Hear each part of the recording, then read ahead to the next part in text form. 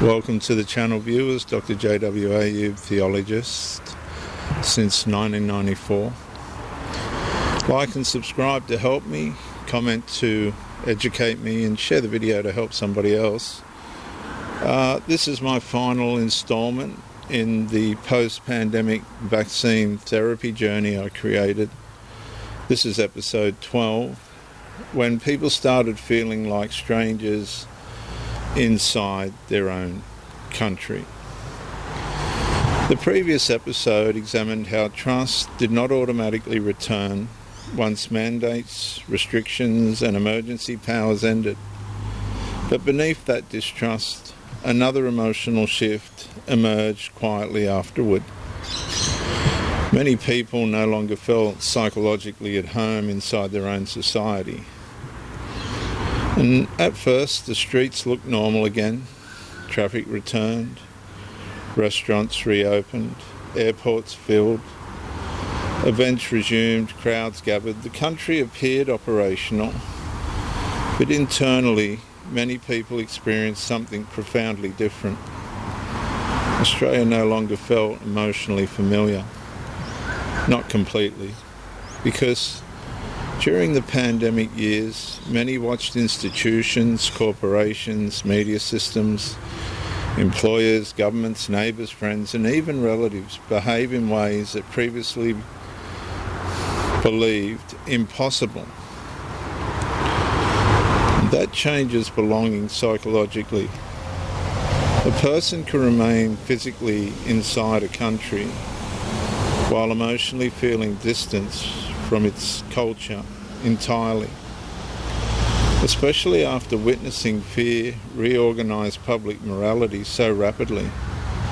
People remember the atmosphere, the suspicion, the panic shaming and public shaming, the compliance pressure, the social hostility, the silence, the fear of speaking honestly, the emotional coldness, and many quietly realised something painful afterward.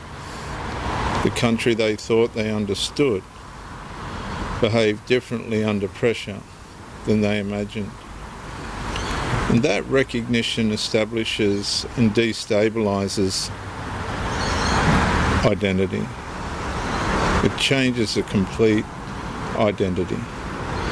Because national belonging partly depends upon shared assumptions, shared values, shared protections, shared moral limits, shared trust that ordinary people will not rapidly turn against one another under institutional fear conditions. But many feel those assumptions fractured.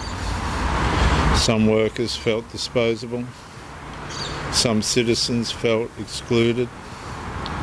Some families felt divided permanently. Some people felt psychologically abandoned by institutions they spent their lives trusting. Others felt emotionally exiled for asking questions publicly.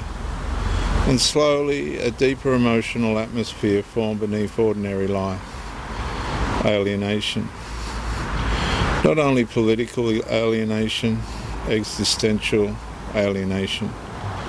And people began feeling emotionally disconnected from media language, government language, corporate language, public health language, and sometimes from wider society itself. And the person looks around and quietly thinks, did everyone else forget what happened? And that thought isolates people internally, especially when the surrounding culture appears eager to move forward administratively without deeper moral reflection. And for some, another fear emerged beneath it all.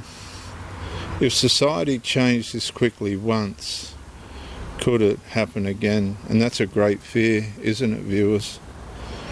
That uncertainty weakens social cohesion over time, because trust in national stability partly depends upon confidence that core freedoms, conscious protections and ordinary human dignity will remain emotionally protected during future crisis too. And without that confidence, the nervous system stays guarded.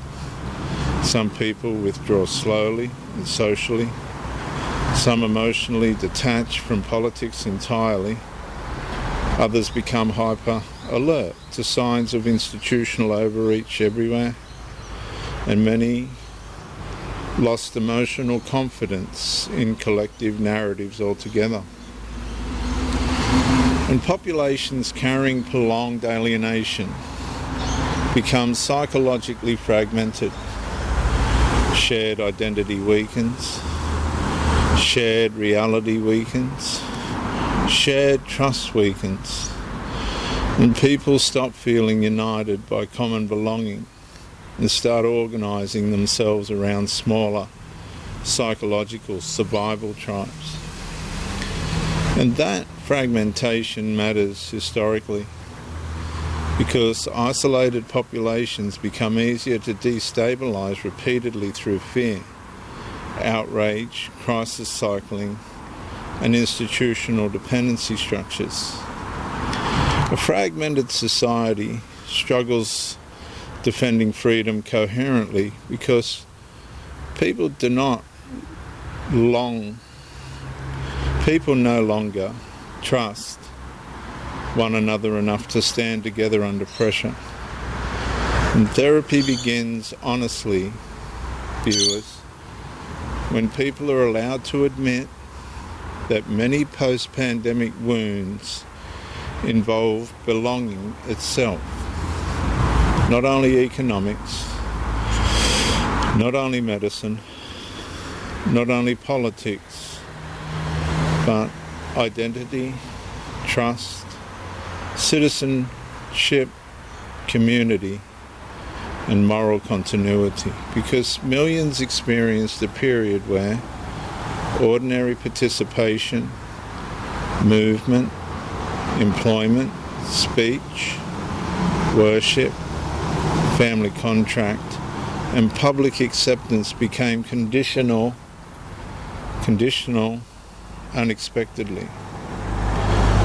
And afterward, many never fully regained the emotional feeling of being securely at home inside the national culture surrounding them.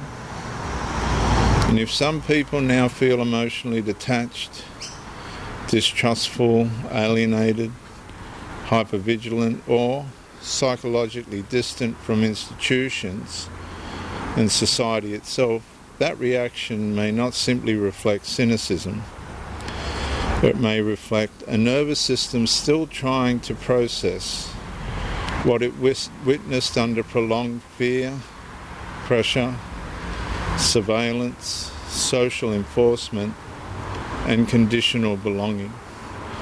Because the pandemic did not only fracture public trust, for many people, it fractured emotional belonging itself. And this is my closing statement, viewers, on this series.